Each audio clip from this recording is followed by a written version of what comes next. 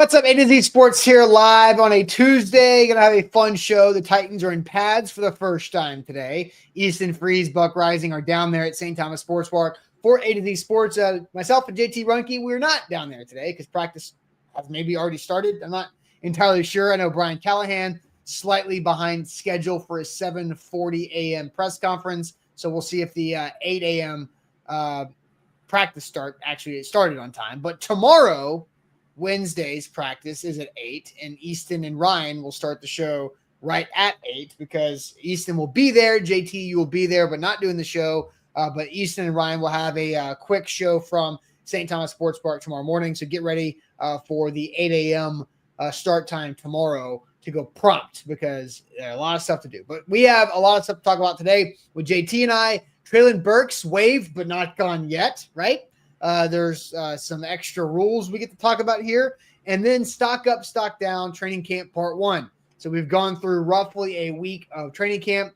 And now we've got 3 players that we have stock up, 3 players that we have stock down each. Maybe that's a combination that adds up to a total of 6, but a minimum of 3. We'll ask you guys as well what you guys think about stock up, stock down. Then we'll throw shade where William Levis is doing his best public relations job on Instagram last night. But JT, welcome in. Let's get this thing off and rolling. Good morning, guys. Yes, welcome in. It's good morning. The Titans are finally in pads, which means those practices that we've been to for the past week and the ones we saw early in OTAs and mini camps, or the boring ones, are now over because we finally get to see them hitting the pads. You know, actual football is taking place today, not against air. So we'll finally get some more clarification on a lot of the different groups. It's an exciting day. Yep. Like you mentioned, tomorrow's show. I saw a lot of people in the chat this morning saying, why aren't they starting on time? That's tomorrow. Tomorrow, head on a swivel, 8 a.m. start time.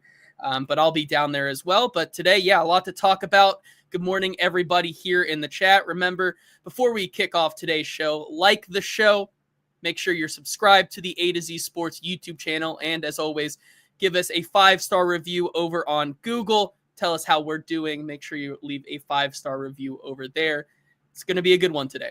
Yep. Let's get officially welcome to A to Z Sports here live on a Tuesday. I'm Austin Stanley. He is our new guy, JT Runke, on the show. We are Nashville's on-demand sports talk network, going live weekday mornings at 8 a.m. Central Time on Facebook, YouTube, and Twitch. Links to the show segment by segment on our Twitter X timeline. Hit us up on Instagram, TikTok, and Threads for more great Titans content. Leave us a 5-star Google review for our company, A to Z Sports. It goes a long way for us, not just on the show, but everything else that we do as a company with A to Z. Got to thank our sponsors because they make it happen for us, and they also help out all of you locally here in town, and sometimes not locally. But Wilson County Hyundai, make them a part of your new car buying process. Go see them in Lebanon or online at wilsoncountyhyundai.com. Also, the Bone and Joint Institute, boneandjointtn.org, the region's destination for comprehensive orthopedic and sports medicine care, and Barton Drury Insurance Group, customized solutions for all of your insurance needs. They are online at bartondrury.com. I did see a comment here from Darren. Says, yo, JT and A to Z boy now. Somebody's telling on themselves they haven't been watching for exactly a week because JT made his show debut last Tuesday. So, Darren, where you been? You missed the whole first week of training camp? You watched the entire summer, and then you missed the first week of training camp of shows? Because, yes, JT, we introduced him last Tuesday, for his first show. And now this is his first full 2-person show because of how we've tried to been navigating the early training camp starts overall. But JT, we've got news to get to because you, me, Easton, we were all at that stadium practice on Saturday where Treylon Burks did get hurt, broke the collarbone, as Ian Rappaport was the one to report there. Then the Titans waived him injured yesterday, and everybody's like, oh my gosh, ding dong, he's gone. Like, it's over, right? Not so fast, my friend, as Lee Corso will say for the last time in just over a month. But Treylon Burks could come back, as Paul Kaharski sent this tweet out yesterday to clarify. If no one claims Treylon Burks on waivers, he reverts to the Titans injured reserve. Since his contract is fully guaranteed, there's no negotiating out the remainder of his deal based on the length of rehab. But once he's healthy, they could terminate him. Any new contract could offset some of the $2.7 million base salary that he has in 2025. So JT, he's not gone yet, because I don't know about you, but I don't think NFL teams are claiming receivers who have not done much in their first 3 years with multiple injuries, multiple surgeries, and currently has a broken collarbone. So I think it's about 99.9% chance that he is back on the Titans injured reserve after clearing waivers. Your thoughts on the entire ordeal with Treylon Burks and the collarbone from the weekend? Yeah, listen, stranger things have happened, right, in the NFL, but I'm right there with you. Yeah, it's going to be hard to see a team really want to pick up a guy like that. So he's not gone. Like, waive, IR, the outcome was most likely the same, that he was not going to be on this roster. If he ends up being on IR, like that is what it's going to be. And, the experience, maybe he's not gone from the team yet, but the experience is officially over for sure. That's one thing that I can say for certain. But yeah, he's most likely back with the team. Do not see anybody even remotely interested in a guy like that with what's going on. Now, there is one decision, if he is back on injured reserve for the Titans, there's one decision the Titans could make, and that would be, do you bring him off of injured reserve, designate to return before cutdown day? Because if you do that, then you can cut him straight out, and that at least gives Treylon Burks the opportunity to be a free agent or go through waivers again and then clear waivers and then be a free agent for another team to sign him, I don't know, in October when the collarbone is fully healed. That is a decision the Titans could make. That would be doing, quote, right by Treylon Burks, is to let him maybe have a chance to play, because as Paul said in that tweet, his contract's guaranteed. It's like the money is the money. And so the right thing to do by Treylon Burks would be to do that, set him free to heal up and go play in 2025, because the non-decision is just to leave Treylon Burks on injured reserve for the entire season, and then he just rehabs and then works out. It's a collarbone, like it's a bone. It heals, and then, okay, right? You get back into shape. There you go. And so I think I'm curious to see what they do, because do they just want to stash him and have him on the injured reserve sideline for the whole year, or do they give him an opportunity later on in the season? That's what I guess we're kind of waiting to see. Yeah, I think this team probably heads towards the option of, cut down day, designate him as, a cut from the team based on health designation, and kind of make the clean break there, because like you said, it's a 4 to 6 week injury. Like, he could be back as early as the middle of September, right? And I think putting him on a season-long IR with a guy who clearly needs a fresh start just in his career, in a reset. He's not like he's not super old. Like, he still probably has at least some years in the league, whether it be on a different team, but he needs a clean break. And I think that's the easiest option for both parties. I would be surprised if they put him on season-long IR. I think this does end on cut-down day, and we see a potential team wait until that collarbone is healed again and then kick the tires on that again. Yeah, because 6 weeks from the break, 6 weeks from the injury is the Saturday before week 1. So there's a way that he could be healthy for week 1, but then again, that's missing basically all of training camp. So real quick, just to kind of reset, because Patricia came in here and says, "What do you mean Burke's not gone yet? Was he not waived?" Oh, he was waived, but he's going to be right back. He's a boomerang wave because nobody's going to claim. Nobody's going to claim an injured collarbone broken Treylon Burks. So when he does clear waivers, he will revert to the Titans injured reserve, like we've been discussing there. So my bold prediction, and I said this on the morning show call, that I don't think Treylon Burks is going to have 1,000 yards receiving in his entire career. He is 301 yards away from that. I said that earlier in the spring, that I don't think he was going to get there, because I don't think he's got 300 yards receiving left in his body, because he only got 699 through 3 years and all these injuries, and now year 4 starting off this way. Not a good outlook for his overall, future.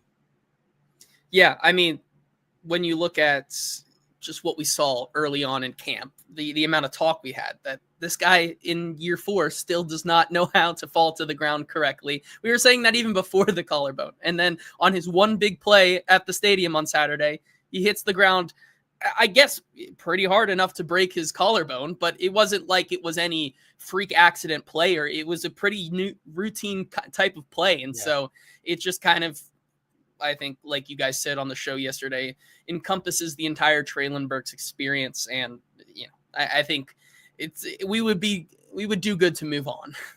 No doubt. So Jason asks, can they not just release him? When a player is injured like that, you cannot flat out just release. There is some type of like injury. And it also depends on his contract, his years in the league.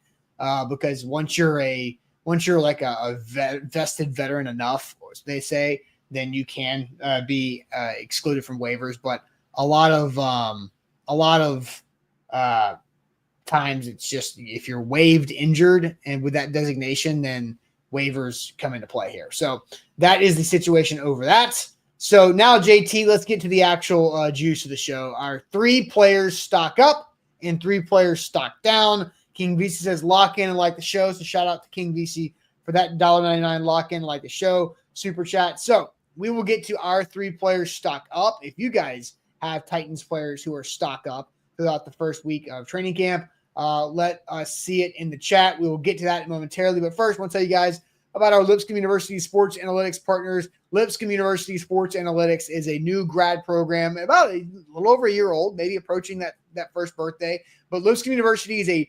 Nashville-based college that's nationally recognized, that has a state-of-the-art, early ahead of the game sports analytics program for your grad degree, that we can all take our passion of sports and turn it into a career. Because there are so many times I talk to people and they say, so how'd you get started doing this? Well, I went to a 4-year college and went to sports journalism classes and broadcasting and law and ethics and all this kind of stuff to get to where I got. And then I had to start my own company. And that's the whole thing, right? My path is different from everybody else.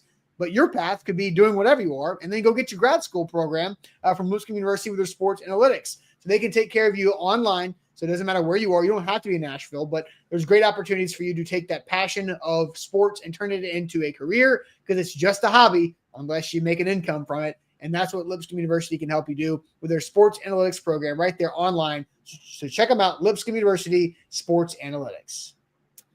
Make sure you guys are liking the show this morning. We're about to be getting into, on the first day of padded practice, stock up and stock down part 1, the too early, I guess you could say, stock ups and stock downs, because all of this could potentially change in 3 hours when we finally get our first taste of practice. But talking about the guys that we have seen already through 1 week of practice and at the stadium, make sure you're liking the show. Also, leave us a 5-star review on Google. That's ATOZ Sports. And make sure you are liking the show there as well. All right. So 3 Titans players who are stock up through early of training camp.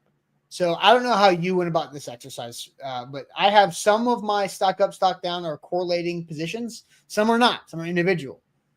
So I will kick things off. I say my first stock up is running back Tyjae Spears. I think Tyjae Spears looks fresh. He looks amped up. He looks good, healthy. I like the way he's running. I hope he stays healthy, because Tyjae Spears is one that does not have a correlating stock down partner. So there's no Tony Pollard. Has nothing to do with Tony Pollard. Tony Pollard also looks good.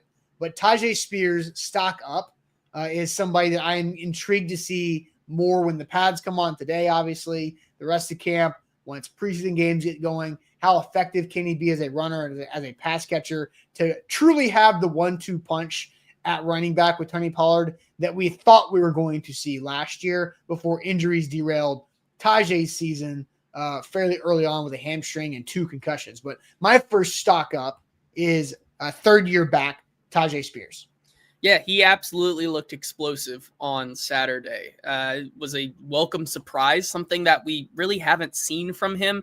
I with like you said, with no pads on, it's hard to really evaluate the running backs. But that was the first time I think we really saw Tyjae Spears pop out on the field this season, and I think you're onto something that we could finally see this 1-2 punch at the running back position. I know last year we talked so much just in the Nashville media space about how the offense ran through Tony Pollard, but it would have been nice to maybe take some of that load off of Pollard's plate and give it to Tyjae, even though he wasn't there. So will we finally be able to see that 1-2 punch and kind of even further than that, have the 1-2-3 punch that Brian Callahan talked about and envisioned so much during the draft cycle? I think that's yet to be seen, but it's heading in a very positive direction.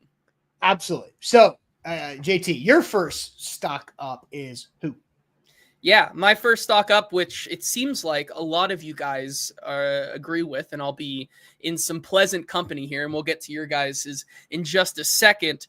My first stock up is Kevin Winston, the third round pick safety out of Penn State.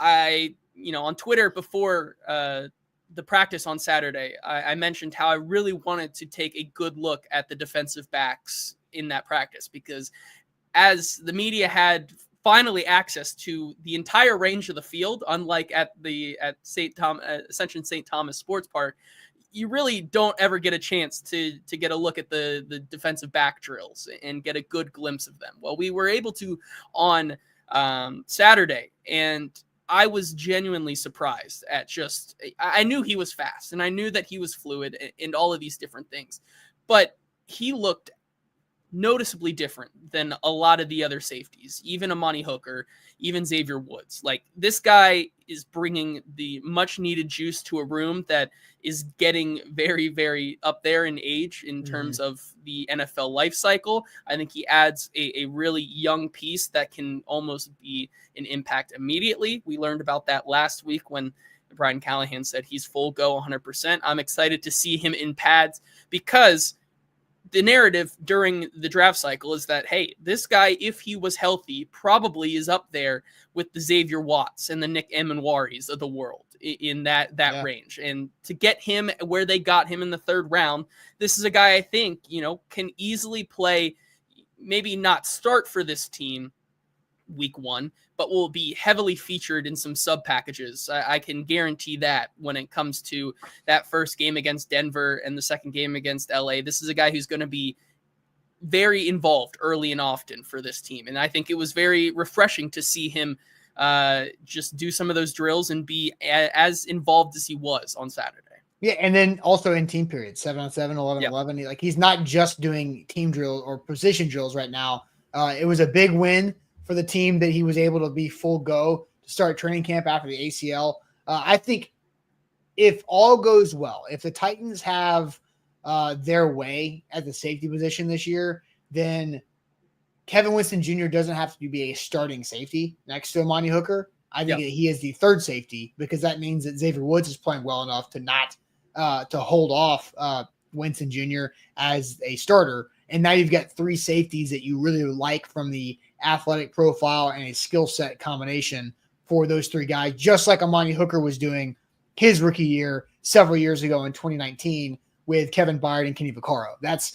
I do think if the Titans had it the way they want it, that's how it would go. Now, there's alternate universes where Winston Jr. does start because something happens with either Amani or Xavier Woods, but ideally that does not happen. All right, let's go to the chat for a couple of stock ups and stock downs. So Corey says, any wide receiver not named Ridley or Lockett stock went up. So I guess this is because of Treylon Burks' injury? I don't know. Yeah, I guess so. Yuri says stock up. He's got three: James Williams, Kevin Winston Jr., and Bryce Oliver. Let's see. Rooney says Ridley, Winston, and Jeff Simmons. Garrett says Femi, Williams, and Cam. Jeffrey saying James Williams. Let's see. James, Kevin, and Ridley. Chris Frazier going all first names, which is just an interesting route. And that could literally be somebody's full name. James, Kevin, Ridley. Like, that could be first, middle, and last. the full government that Chris Frazier put out there. So James Williams, Kevin Winston Jr., Calvin Ridley. Sean says Spears always looks good in preseason, but like Burks, when it's contact time, he goes down. Love Spears, but not sure he'll have the longevity. Look, I don't think that they are like Burks. I think Tyjae Spears has way better contact balance than Treylon Burks ever could think to have. But look, I get what you're saying. Injuries are a real thing for Tyjae, but he has been way more productive when he hasn't been injured. The concussions are a thing. He's got the Guardian cap on out there. His hamstring was the problem last year too, but his knee has not been the problem that he came in with overall. So, all right, we'll pause on some of the other stock ups before we get to more of ours. So my second one, I'm just going to go a popular one, James Williams, right? James Williams has to be stock up because he is doing everything right to win the job next to Cody Barton when the Titans are in 2 inside linebacker defenses. He's long, tall, he's big, he's faster for linebackers because he's a converted safety. Now, I think the obvious question is, now that the pads are on, how comfortable is James Williams playing downhill, putting his face in it, filling gaps, being rangy? So it's easier to play linebacker in 7-on-7 when you're a former safety. When the pads are on now, how open to thumping are you? Because that's the game now for James Williams. So he absolutely deserves to be a stock up player for the first week, the acclimation, no pads portion of training camp. A week from now, as they're entering a joint practice with the Bucs on next Thursday, a week of pads, is he still stocked up? Has he allowed somebody else to even that gap next to him? Yeah, I think it's a very different conversation that we were having between this week of practice and the off-season practices and minicamp and OTA, right? There was a lot of talk of how him and Cedric Gray were kind of mixing and matching, and then it has been the James Williams show through and through next to Cody Barton. Like, it is clear cut that he is running with the ones with Cody Barton next to him. I think that is the other shoe that has to drop, though, especially every time that we've talked to linebackers coach Frank Bush and tried to gain a little bit of insight into what is going into their decisions to make this designation that James Williams may be winning the battle. He is always continued to kind of pump the brakes and say, we don't really know anything until the pads come on. And I think that still has a lot to show, right? Like you said, how committed is he to being that run thumper next to Cody Barton and doing both things as well as he's doing the one thing, which is coverage right now, right? I think that is an area where Cedric Gray coming out definitely had a leg up on him. Will we see that actually come to fruition this week? Perhaps, but does it give him an advantage, him being James Williams, that, being more of that coverage linebacker, he may have a different assignment now going up against next to Cody Barton, when Cody Barton can be that run thumper? Potentially. I think there are different ways that James Williams can still not be the most physical linebacker and find success and be that second linebacker next to Barton. But he is in the driver's seat, and I think everything is stock up for him right now for sure.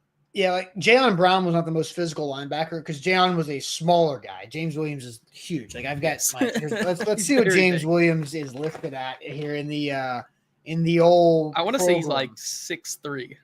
James Williams is 6'4", 232. Yeah.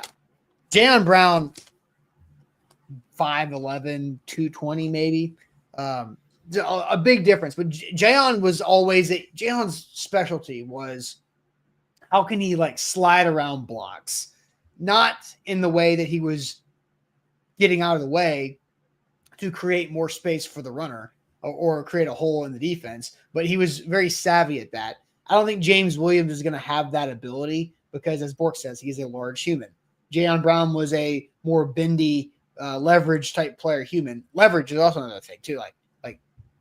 A pulling guard is going to get so underneath James Williams because of his length that it's going to be easier to get him. A tight end can block James Williams easier just by leverage alone from coming out of that stance. So I think there's a lot of things to look at with James Williams, but absolutely deserves to be stock up right now. JT, who is your do you have James Williams on your stock up list? I didn't, mostly because that's the precedent, right? Yeah, Like that's where right. he is right now. Yeah. Decided to diversify a little Fair. bit more right there. But my next stock up is going kind of along the lines with I forget who said it, but the stock up for every wide receiver not named Calvin or Tyler Lockett. My stock up, and this is maybe a little bit of cheating, but I'm kind of grouping two players into one in the veteran receivers and Tyler Lockett and Van Jefferson. My stock up is them right now because I think I'm old enough to remember that we were talking about one or the other being a cut candidate for this team. I'm old enough to remember that, and we're seeing already this kind of early into training camp how important those two guys are going to be for this team. Obviously, we're talking about Cam's best throw potentially of training camp so far to Lockett downfield. I'm one of those people right now that is a believer of, despite what the analytics might say, I think Tyler Lockett can still play. I think he's still got it. He's one of those guys who has defied all, laws and expectations his entire career. I think he can do it again. I think there's a difference between a veteran receiver like him than there was with a guy like Tyler Boyd last year. And I think the same thing can go for Van Jefferson, another guy who is not even, as nearly as old as a guy like Tyler Lockett, but plays in some similar style of offenses like when he did with the Rams. If he can play in that offense once again, I think there is some real value to that. And I think I'm excited to see these guys actually be the wide receiver 2 and 3 on this team. Give guys like Alec Ayumanor and Chimere Dike more time to develop than potentially having to be an immediate impact. And I think they've looked good so far. I think Van Jefferson, besides Calvin Ridley, has been the best looking receiver out there that we've seen in a 7-on-7 and 11-on-11 standpoint. And I think to go from where we were talking about them as potential cut candidates to now definitely having them in the driver's seat as wide receiver 2 and wide receiver 3 right now, I think that has to be stock up. For sure. So EVC says JC Latham, excited to see the physical change translated into pads as a stock up candidate. I did not put a single offensive lineman or defensive lineman on my stock up or stock down because it's not fair to them, right? Because their jobs truly haven't started. However, my third stock up player is like an honorable, what's the correct word? How do you say it? It's like a pseudo offensive lineman, because I'm going to go with tight end Thomas Odukoya. JT, I think Thomas Odukoya is on the team for sure. I think so too. We talked about that with Easton back in the end of June or early July, with how wrong we were at the tight end position initially coming out of the spring, of just thought it was the regular old 3 that we've all talked about. But I think Thomas Odukoya is on the team. JT, Wednesday's practice last week, the first practice, there were 2 plays in the run game where the running back easily was able to get the corner. One of them was Tajay Spears to the right. The other was Tony Pollard to the left. Both times, the reason why the running back was able to bounce it outside to green pastures and green grass to run was because Thomas Odukoya destroyed the edge, just like completely collapsed the defensive edge and just set a wall for the running back to have room to go. I think he is going to be the best blocking version of the tight end that doesn't catch passes that this team has had going back since like Craig Stevens. Which is, 2017-ish maybe. I can't remember last year that Craig Stevens played. But Thomas Odukoya is big. He's strong as hell. He's a good blocker. I think he's got more in the pass game that he can continue to develop into. But I think Thomas Odukoya is stock up. And even without the pads on, he is somebody that I noticed from practice number 1 who is getting a lot of reps and is doing good things with those reps. Yeah, I think he definitely is a lock. There's a reason they didn't bring back Nick Vannett, and you really did not have anybody in that room after free agency that can play that type of role that he did. And I think that's where Thomas Odukoya can slot in, because if they do not end up, like, for some reason, I will say he's a lock as well. If they do not end up keeping him, like then you're like, what are they going to do? Because they don't have another blocking tight end on that roster. I will say they also don't have like an obvious like extra tackle to be the jumbo tackle. Yes. Right. They don't have the jumbo tight end guy who is worth anything. Right. Yeah. And, I think that's what he's going to do. He is going to be that glorified extra tackle because it's not like he shows anything in terms of the pass catching. I would say that, and I was talking to Easton about this, there's a good chance, like, if you put Thomas Odukoya and any of the defensive linemen up in a 40 race, I probably going to take the defensive lineman in that 40-yard dash because he just is, he's very slow, but he does his job well, which is being that Y inline blocker tight end. And I think he's absolutely going to be an important part of this rotation. Yeah. Peter Kuhn says Helm was a blocking tight end to start at Texas. Don't sleep on him as a blocker. I'm not, but I think like Gunnar Helm, like it takes a lot to just immediately step in as a rookie and be a really good blocking tight end because so many guys are way stronger than you are at that spot on the defensive edge right there for tight ends. All right, who is your last stock up player? Yeah, my last stock up player is one that I haven't really talked about, but really popped and kind of showed out at the Saturday practice, and that's Treylon Jones, the edge rusher that the Titans signed from Seattle. Obviously, there's been a lot of talk about his inside-outside versatility, how his stint in Seattle did not go well. But I think there is something to getting a change of scenery and coming back to a system that like Denard Wilson runs here that is very much different to what the Seattle system runs.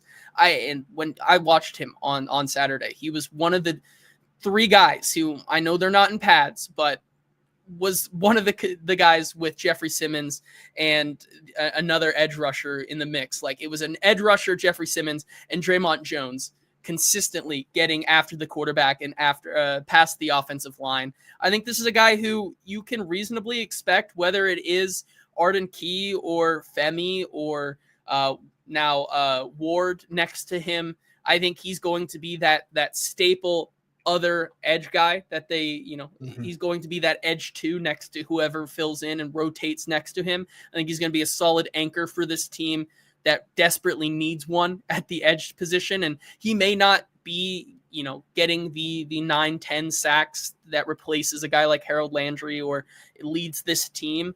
But I think he's going to bring enough consistency to this team this year that makes it potentially stabilize the defensive line. Yeah, I'm curious to see what he looks like to continue. So 3 stock up players from me are Tajay Spears,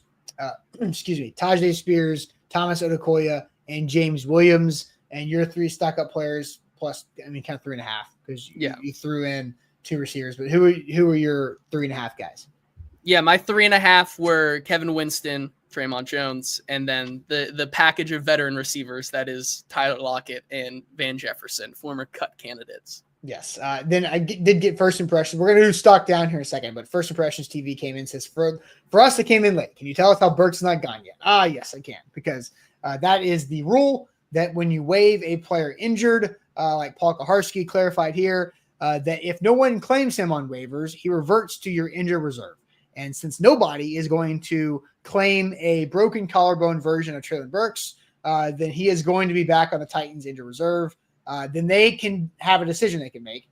They can either cut him they can bring him off IR before cut day to cut him, to have him go be free, or they could keep him stashed on the injured reserve for the entire season. So that's kind of the next level for the Treylon Burks conversation. Then I did see this comment from Weed Smoker in the chat, has had many comments, most of them interesting, not in the good way. This one interesting in the good way. Who's better off leaving Tennessee, Will Levis or Treylon Burks? It's a great question. Why do I want to say Burks? Why do I want to say that Will Levis is better? Or Will Levis is better off? It's a great question because you're like, I don't see either of these guys having a successful NFL career. Yeah. Now they may make money, like they'll continue to make money for a few years, but I think Will Levis has a longer NFL career than Treylon Burks. I think that's easier as a quarterback. As a quarterback, you can be like Treylon Burks doesn't do anything. Like I tweeted this yesterday, right? That Treylon Burks' Titans career and tenure was a series of unfortunate events that only covered up that he's a bad wide receiver. Yeah, he's fair. Not a good wide receiver. He's not a good special teams player either. I think Burks has one thing going for him, though, that is different than Will Levis, and it's that first round pick designation. Former first round pick. I don't think that matters a damn bit. I think it does not. It doesn't do everything for you. It does not. It does stick in the back of the mind. JT, some of these. It does nothing. It does nothing. Okay. And so for Will Levis, I don't think. Do I save my bold take about Will Levis? Because I've already said my bold take about Treylon Burks. That I don't think he's going to get 1,000 yards receiving in his career, and he's at 699 right now. We could save it for. We'll save it for I'll like present my Will Levis bold take in a grander way. All right, let's get to our 3 stock down players. 3 stock down players. If you guys have any stock down players so far in training camp, we want to hear them here in a second. But first, the Bone and Joint Institute. Speaking of injuries. Will Levis going under the knife today for his shoulder surgery. That was today's schedule. But the Bone and Joint Institute is where you should turn if any injury pops up in life that you need taken care of, whether it happened a few years ago when you're in college, or maybe it's now is the time to take care of it, that you can have your situation helped with the folks at the Bone and Joint Institute. They've got all the best resources, the best doctors, the best equipment, the best staff, and the best facilities in Franklin, Tennessee, right off of I-65 in Highway 96. Tonight is the night, JT. Former big league stud Ben Zobrist is hosting an event with the Bone and Joint Institute to kick off the high school athletic calendar. So go check out boneandjointtn.org or their social media to find out more information. But that is today, for Ben Zobrist, one of JT's favorite players. Boneandjointtn.org. Yeah, I will hold my tongue because I can't relive the memories of 2015 World Series today. We have Titans players to talk about. We appreciate you guys being in here. Make sure you are commenting what your stock down players are, the guys who have not impressed you so far through a week of training camp. Make sure you guys are also liking the show. And while you're at it, make sure that little subscribe button says subscribed, not subscribe. Make sure there's a D added on to the end there. And then while you're doing all those things, do us another favor and head on over to the Google reviews and leave ATOZ A to Z Sports a 5-star review. It can be anything. I don't know if you've gotten any new ones recently, Austin, but we appreciate anything you have to offer in that review, even constructive criticism, anything you guys want to see changed about the show going forward into a big 2025 season. As long as you leave a 5-star review, we'll get to it. And we always want to get better. So we appreciate your guys' feedback. There was one that came in, but it's too far down my emails to go find it right now. So I can't do that. But all right, stock down players. I think IR Hoshi brings up 2 players. He gets one guy's name wrong. But these guys, I don't think should be eligible for stock down or stock up. He says Tavondre Sweat, David Moore, he means Dan Moore. There's no way to tell if those guys are stock up or stock down. Like the big D lineman and the offensive lineman, it's too early. Now, Cedric Gray is where I'm going to start because I got Cedric Gray as a stock down. Because everybody and their mother basically has James Williams as a stock up player. So why can't Cedric Gray, the 102nd pick of the draft, beat out a 7th round pick who is a former safety? Cedric Gray has done nothing to show up in practice. Actually, let me correct myself. There was something he did where he pounced on a fumbled football that he did not force, but he was there. Yes. I was like, oh, look. Cedric Gray did something. How about that? And that was all the way back in like that might have mandatory been minicamp. It was. Yeah. I remember exactly what that play was. That was definitely minicamp. You were not even hired yet. Like, the last time Cedric Gray did something of note that made me say his name, JT was not hired yet. So again, Cedric Gray is a stock down player for me. So I think is he going to get cut? I don't know. I'm not going to go that far. I don't think so. He hasn't done anything.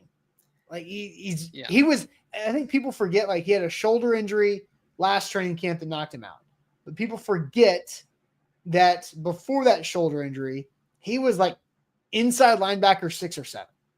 He had a long way to go to climb as a rookie last year. So I think Cedric Gray automatically fits as a stock down player. Yeah, I think his ceiling, at least for this year, is a rotational guy in that linebacking group. There's certainly, when he was coming out, the kind of consensus on him was that he could develop into that coverage linebacker that this team was missing, but it's going to take some developing time.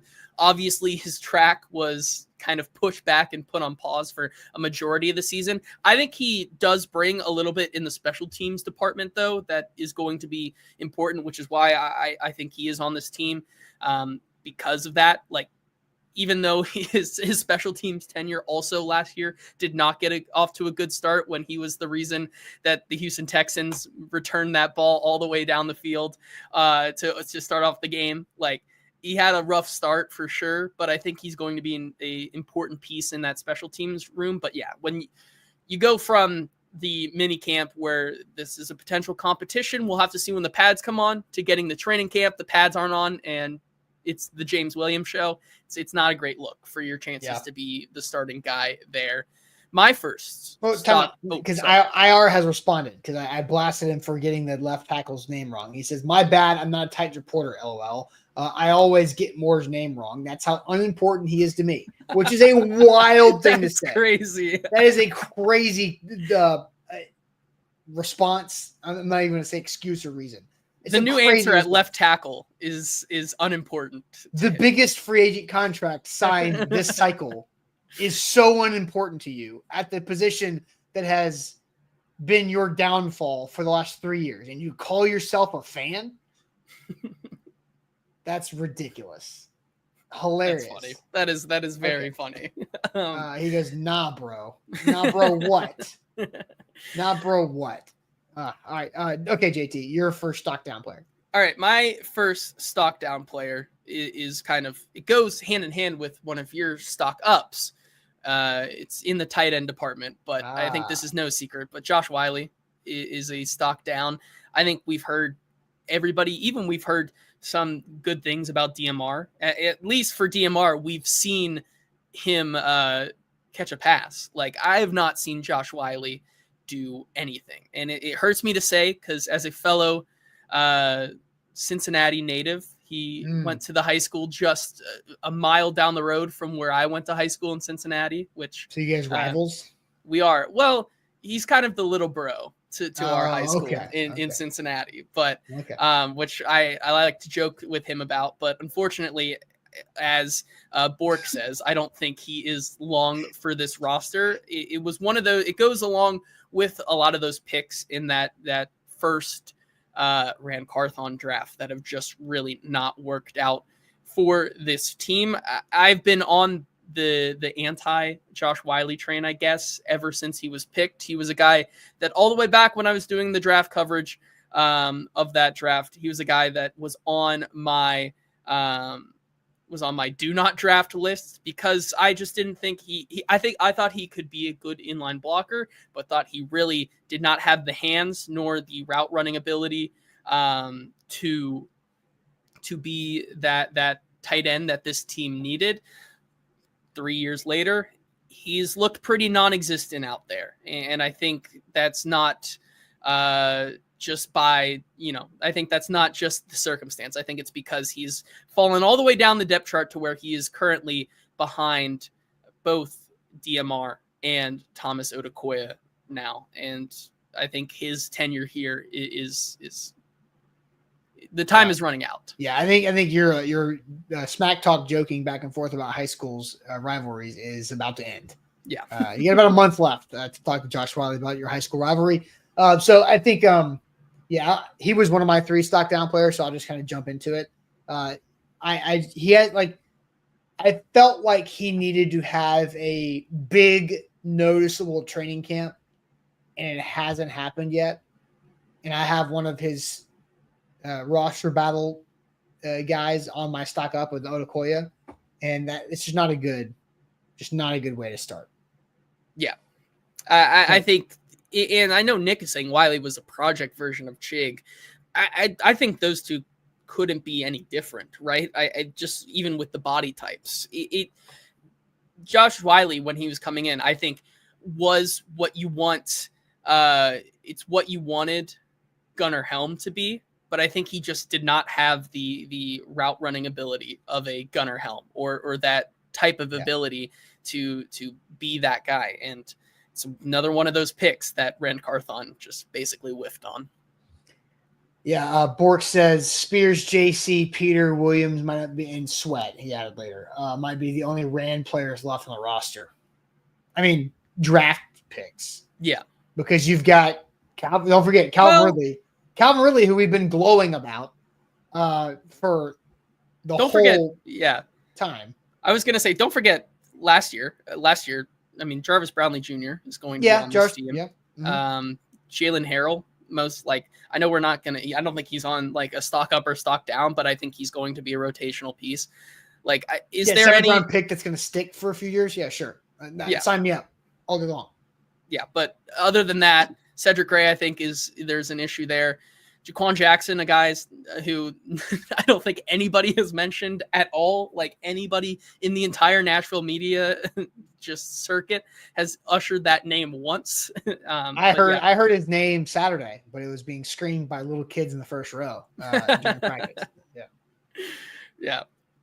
So all right. So Josh Wiley is my second stock down player. Who is your second stock down player? Yeah, my second guy, which is a guy I haven't talked about yet, I believe, since coming on A to Z, but I have some big thoughts about him. It's a wide receiver, and it's everybody's fan favorite. It's Xavier Restrepo. This is a guy who had a huge mini camp, had a huge OTA, but since getting into camp and when things start to ramp up, it's kind of worked out to how I thought it was going to work out, where he is running with the guys that he should be running with, which is the 2s and 3s.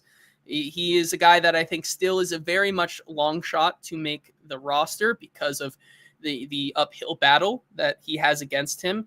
What will he be able to do in terms of contributing on special teams? I think even though a guy like the special teams coach, Bones Fossil, has really said glowing things about him, I think that is a lot of coach speak that we heard. Of course, the special teams guy is going to talk glowingly about anyone who really wants to compete on special teams. But yeah, the outside track for Xavier Restrepo to make this roster is if the Titans do indeed decide to keep 7 wide receivers, because I think it's this early into training camp, and I understand injuries can happen and things can change, but if everything stays put, you have your 6 wide receivers on this team pretty much locked up in Calvin Ridley, the 2 other veterans that we talked about earlier, the 2 rookies in Io Manor and DK, and then Bryce Oliver, because he can be that backup to what Calvin Ridley's position. He can play a little bit outside as well, and he's that guy that is going to be a gunner on special teams and really make an impact there. I think when you're talking about where he can still potentially make the team, which is kick and punt returning, I think when you look at this team, I think they like DK to play that role, and that's how he can contribute early this season. But if they do end up keeping 7 wide receivers, I do see him being that 7th wide receiver, if not just to see what they have in him and keep him around because of what he brings in the building. But currently right now, what he's doing on the field is nothing worth keeping a roster spot. We have 2 of the same stock downs, because I also had Restrepo on my list. And look, that's what we get for not coordinating before the yeah, show. no, that's honestly like I like the way like you'll learn. Like I like organic. I like it to be natural. I don't want to game plan too much. I want to obviously set up ourselves up to have a good conversation. But if Xavier Restrepo is a stock down player for both of us, then great. Then that says something. And I think the I conversation. don't think he's dead. I don't think he's dead in the No. water. I don't. Like I think there's still opportunity. I feel like Xavier Restrepo, like Alec Iumaner, could be one of those guys that improves when the pads come on. Because Restrepo's a physical player. He's small, but he's not Jaquan Jackson or Kyle Phillips. Like Right. Kyle Phillips, pads come on, he gets buried a lot of times. Like Kyle Phillips is a really shifty player, finesse. Restrepo's got power to his game. So I'm curious to see what happens. I agree with you. The best way he makes the team is by showing punt return ability, kick return ability. And I'm with you about the 7 wide receivers. I think the 6 are locked up. Like I do. I think it was always those 6 in Ridley, the other 2 veterans of Lockett and Van Jefferson, and then the 3 young players of Ellick, DK, and Bryce Oliver. Those 6 are on the team, barring injury. Do they keep 7? I would keep the 7th wide receiver is an investment piece. And Jeff says, I told y'all Restrepo's not making it. That's not I don't think that's what either of us are saying. Yeah, I'm not saying that he's not making it, but I'm saying the battle is still very much uphill and has potentially not begun. I think this also, the narrative that he can be a main target for Cam, he potentially could be. Like that connection could continue to grow and build. But the problem is he's got to make it up there with the ones. The thing I've been saying the whole time since he was signed as a UDFA is that this guy, in order to see that connection between him and Cam that you all want to see, it's not going to happen unless he can prove that he can elevate himself on the roster, beat out some of these other guys like a James Prochet, like a Jaquan Jackson, start making it up a level, even beat out a Mason Kinsey to make it from the 3s to the 2s and then the 2s to the 1s when they start to mix in. Like he has to show that he can elevate himself to be deserving to have that connection be shown. Yeah, 100%. So Nick says, has Restrepo been that bad or have other wide receivers been impressive? I'm like, I haven't noticed Restrepo being bad. I just haven't noticed him. Yeah. And I think and we said this back going into rookie minicamp, that rookie minicamp was going to be one of the only times that Restrepo gets to work with Cam. Because Cam is working with the starters. Restrepo ain't working with the starters. So it's going back to my thought is I do think Restrepo can make the team if they keep 7 receivers as an investment chip in a future play, right? Just like somebody said, who was it? Maybe it was our guy Shrike says Restrepo maybe this year's DMR. I think that's a fair thing. It's like this is a player that you like a couple years down the road and you don't want to risk losing them now. And Darius brought up Prochet versus Restrepo. I am keeping Xavier Restrepo all day long over James Prochet. Yeah, I would too. Unless Prochet in like preseason games, right? Like let's say Prochet returns 2 kicks for touchdowns or something. And then that can still very much change. But based on practice alone, like I agree. I'm taking Restrepo over Prochet. I'm taking Restrepo over Jaquan Jackson. Easily.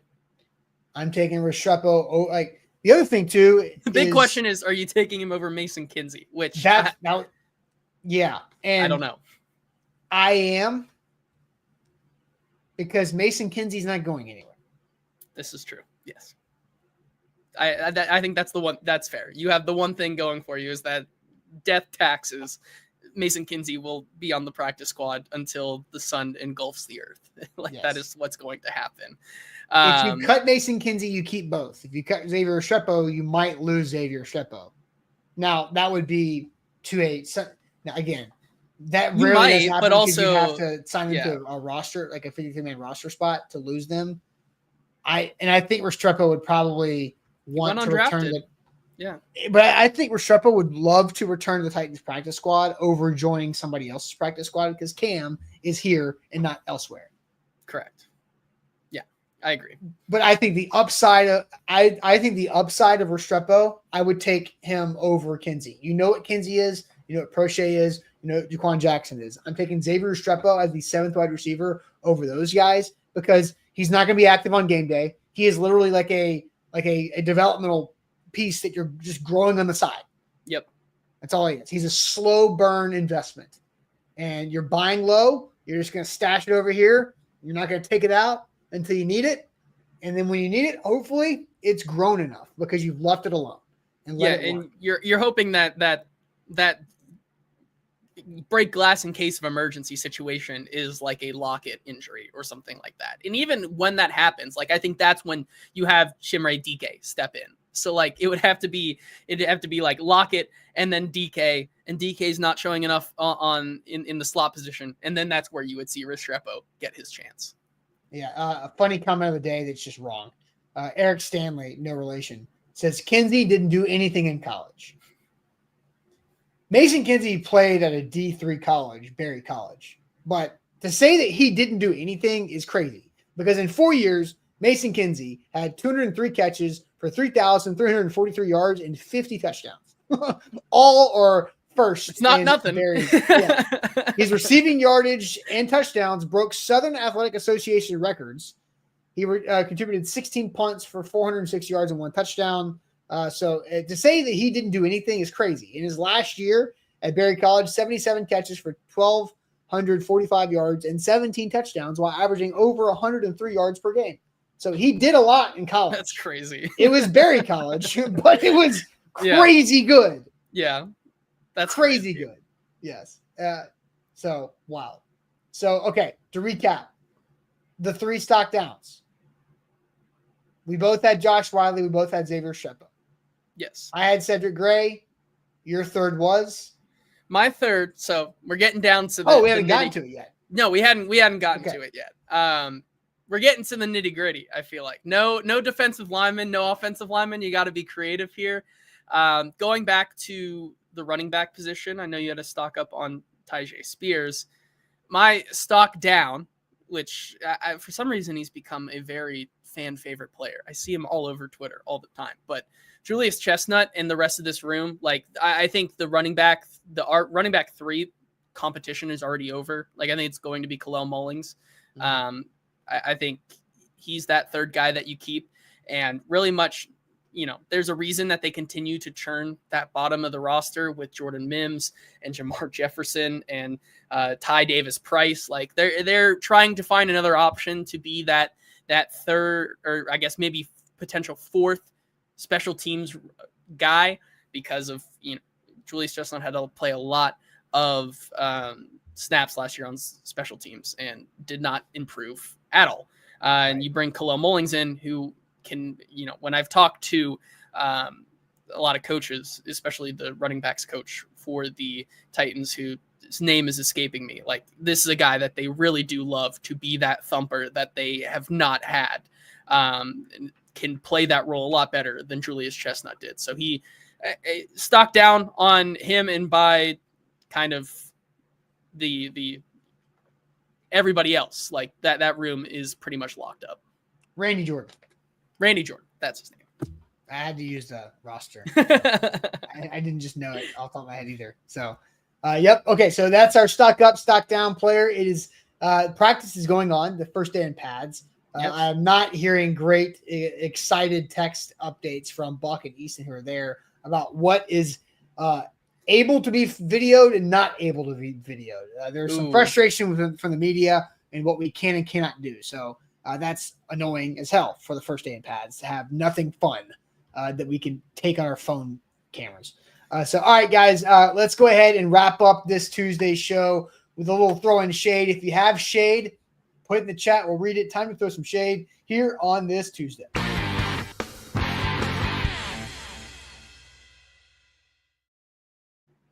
At Wilson County Hyundai, WilsonCountyHyundai.com is where to go make them a part of your new car buying process. Go see them in Lebanon or online at WilsonCountyHyundai.com. shoutout.com. They will help you out quite a bit. Time to throw some shade. If you've got shade, throw it in the chat as well. I'm going to start off the shade today with Will Levis. I am not throwing shade at Will Levis. Will Levis is doing the best PR spin that he could possibly do.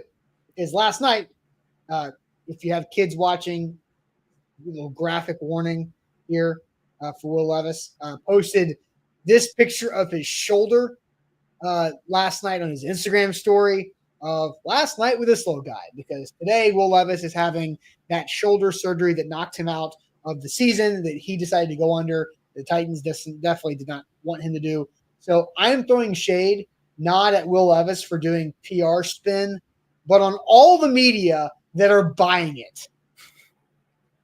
Orlando says, my God, guys, Will Levis showed this to the Nashville media before his rookie season. He has had this since Kentucky. This is not new. This is not what he's been dealing with because it happened last year against the Dolphins. This thing has been in Will Levis's shoulder, that AC joint nub that is common. How many quarterbacks in the NFL right now have that? Probably quite a bit, because that's what happens when you hurt your AC joint. And Will Levis is doing his best to justify publicly his decision to shut down his season by getting the shoulder surgery that he did not need to play football this year. Maybe if you want to say it helps him out later in the year, that's fine. But later down in his career, that's fine. But he could have played this year. We all know that. But my God, for all the media, like, oh my gosh, look how bad his shoulder was. He's played 3 seasons of football with that. And he was going to play a 4th season if he had a chance to play football and not get beat out by the number 1 overall pick. So my shade is on the media for just being like, oh my gosh, look how bad that is. Don't just buy that. That's ridiculous. It's not new. It's like the person in high school who was like, they go to their like doctor's appointment or something, and they're like, don't feel good. Don't ask me what's going on. Going through it. And then everybody's like, oh my God, what's wrong? You know, T's and P's, man. T's and P's. Thoughts and prayers. Exactly. Yeah, it is a clever con job by Will Levis himself. That is something that not only did he show you the rookie year, but that was something that he also had last year as well. Yep. I remember seeing it in the locker room. Guess what? Will Levis's shoulder looked like this when he threw 4 touchdowns over 50 air yards against the Atlanta Falcons in his first start. That's what his shoulder looked like. It's the same thing. His shoulder is not the reason why he sucked. It's not. It is the brain that decided to post that picture that is why he was not very good. It's the nail in the coffin on the Will Levis debate. It, I think, wraps up exactly why he is getting the surgery. And I think that is just continuing the narrative of Will Levis kind of quitting on the team and quitting on the season. Nick, wow, thanks for the input, Austin. I was wondering why Levis having surgery now. Did he not see Malik get traded last preseason? Oh my gosh, Nick, yes, exactly, right? It's so frustrating. Let's get to some of these shades, because a lot of people have shades here, and then we'll wrap up with mine. Shrike says shade on school starting back for teachers in 2 days. It always comes up too fast. What? Hold on, time out. 2 days is July 31st. So you're saying teachers are back in before August? That's brutal. That is brutal. Jeff saying shade on the finance guy at the dealership who messed up the price twice and lost a sale. It's a tough one there. Jason saying shade on J-Rob for screwing this franchise. Fair enough. Ashley saying shade on my car, needs a new transmission. Can we pause on the J-Rob stuff? Because there's many that are throwing shade on that. Like, the ability to draft players in the first round back to back to back that didn't do anything. Like, sometimes I lose my 3-leg betting parlays, and my parlay was plus 200 odds, but all 3 legs miss. And I'm like, what would the odds have been if I bet the opposite of my parlay? Yeah. Probably plus 2,000. J-Rob hit the plus 2,000 parlay of bad first round draft picks. Yep. It's wild. Three legs. Isaiah Wilson, Caleb Farley, Treylon Burks. Boom, boom, boom. All in a row. Absolutely wild. Yeah, that is crazy. You can't make that stuff up. When I saw that tweet, I think it was from Nick Suss of the Tennessean yesterday. Like, I saw that, I couldn't believe it. I was like, putting that into perspective. I'm going to pull it up. Pretty crazy. Not where you guys can see it, but I'm going to pull that up just to read through it. So Nick Suss tweets first round NFL draft picks from 2020 to 2022 with the fewest career snaps. Isaiah Wilson, 4. Lewis Cine, 144. Trey Lance, 360. Damon Arnett, 419. Caleb Farley, 476. So that's 2 Titans in the top 5. Kadarius Toney, Peyton Turner, Henry Ruggs, Treylon Burks. That's 3 Titans in the top 9 fewest snaps played. Treylon Burks only in 9th because Henry Ruggs, who's been in jail for 2 years, is just below him. And then Trey Lance, again, my response to that text was Brock Purdy saving everybody's head in San Francisco because Trey Lance played so few snaps, but absolutely brutal. It's a disaster class by J-Rob, and I don't know if Titans fans will ever live it down, unfortunately. Mm-hmm. Maybe, but with Cam in the building now, maybe people start to forget. Everything heals with time, I guess you could say. All right, my shade is on Easton. Nice. Of A to Z. And this goes back to the Saturday practice, and I told him this was happening, and we talked about it, and I don't think he did himself any favors when we talked about it. But my shade is on Easton. If some of you know on, I think, either Instagram or the A to Z Facebook, Easton got, maybe his ego bumped up a little bit by signing some autographs at the stadium, except for this one little 7-year-old boy who was screaming at Easton to sign his paper, his little back together weekend. The poster, yeah. The poster. This was like the 3rd one that he was going to sign, to which Easton said, "You don't want me to sign this." The kid continued to say, "Yes, I do." And then Easton did not sign it for the little boy.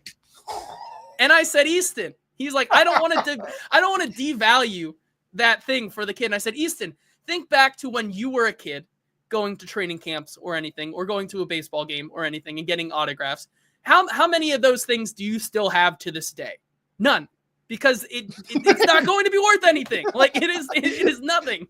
It is nothing to that kid. That kid will probably lose that it'll hang in his childhood bedroom for 4 to 5 years until he changes his bedroom again or moves on to college or something, and then it gets thrown in the trash. Like, just sign the little kid's thing." Oh my God. Yeah. And Easton was like, "But you don't understand. He was asking literally anybody who passed him to sign it." He knew your name. Yeah. I was like, "Oh my God." So that's my shade. Easton, just sign the damn paper.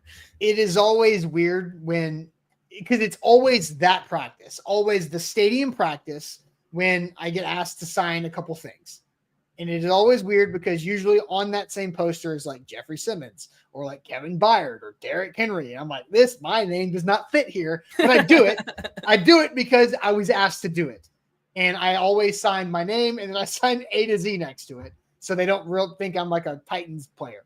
But I mean, the fact that Easton just egoed big league, as Donald said, a little kid is ridiculous. Yeah. Like, what a jerk. Orlando, he egoed a 7-year-old. Dude. I feel bad. I don't know if that 7-year-old watches us regularly or maybe watches with mom or dad. I hope it's watching with mom or dad. But I apologize to mom or dad of said 7-year-old for Easton being such a terrible person. I'm with Sean. Stock down, Easton. I agree. And Easton knows. Easton knew this was coming. So I didn't know that. Because I was with him. I took a picture of his first autograph that he signed. I did not know. And that was one he didn't want to sign either. Like, he was so reluctant. I would prefer not to sign him. I mean, I'm fine. Like, I just know that I don't belong. You're not there to watch me watch practice. You were there to watch practice. Yeah. And so, but man, I hope that little kid grows up to take his job. Oh, that's good. Reginald, I think we should end on this. Shade on the first padded practice, not letting us see the goods. Hell yeah, damn straight. Because Buck and Easton both texted. I'm looking at a lot of stuff, which I'm trying to scroll the timeline here as we wrap up the show. We're back to the Titans deep state police not letting us see anything. So this is Easton, as I feared. None of the one-on-ones are filmable. Get ready for the same exact stuff you've seen, Pads edition. Buck, zero fun stuff today.